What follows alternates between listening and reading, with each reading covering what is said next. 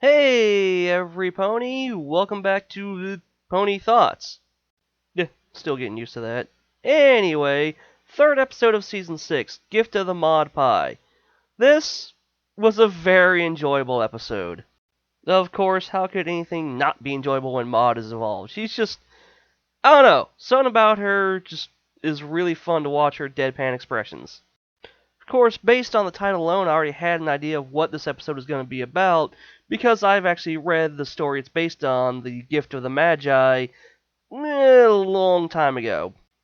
Although, as they do, this staff did put a good spin on it, and that the gift exchange wasn't at the same time, but a consequence of the one gift exchange. In this case being that Maud gave back the pouch Pinky got her by trading in her party cannon.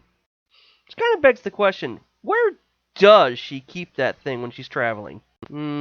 Guess I probably shouldn't think about it too much.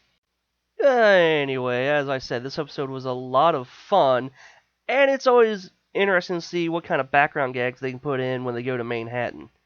So many, in fact, I'm sure I missed a lot, and it'll be fun to see in the next few days all the little screen grabs that'll pop up here and there showing what these things are. Though I did spot the Steve Martin, John Candy, and Home Alone mom, whose name escapes me, ponies, on the trains like they were in Hearthwarming Eve. That was a nice touch. Although, are they still riding that train? I would have liked the subplot of Rarity opening yet another boutique in Manhattan to be explored a little bit more, but I have a feeling we might come back to that later in the season.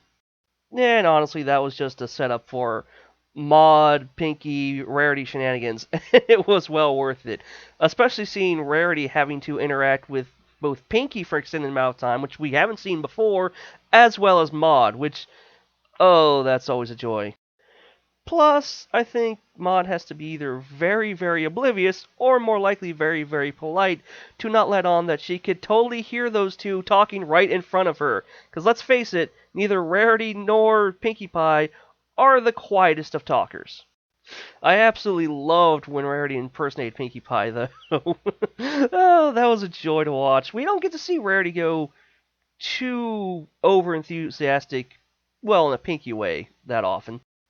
It's also clear that out of the main six, she is the one that has the most trouble relating to Maud, but oh, it's so entertaining to watch her try. Oh, and speaking of Easter eggs, I did notice when, in the middle of all the things she was trying to show Maud for a gift idea, I saw the Twilight Cane, the shark from the 100th episode, and Smarty Pants. Oh, good stuff. I also loved how we found out that not only does Maud have a Maud sense that lets her detect people who've done Pinky wrong, she also has Pinkie Pie's teleportation powers. And Rarity playing off all of Maud's deadpan expressions as if they were a serious threat was, well, I keep saying, it was fun and entertaining to watch. There's not much else I can say about this episode, really. That's what it was. It was a lot of fun just through character interaction. Well, I have one more thing to say. I'm glad they clarified that Pinky has a day set aside for all of her sisters instead of just Maud, because it did kind of seem like she was favoring Maud out of all of them, and I just don't see her being that kind of pony. And while I'm sure we probably won't get it this season, I would love future episodes exploring her with her other sisters, and maybe with one of the other main six. I would just love to see what day she has with Limestone. Oh, and who knew Maud was such a good ice skater? That came as a shock. And as I keep saying over and over again, this episode was just a whole lot of fun, and I think sets a good precedent of the whole Explore Equestria theme they have going for this season. I hope they keep it up like this. I can't wait to see where they go next and who's going to be involved. I guess we'll find out in the next episode. Till then, I'm Blackbird, and join me again next week for more of my pony thoughts.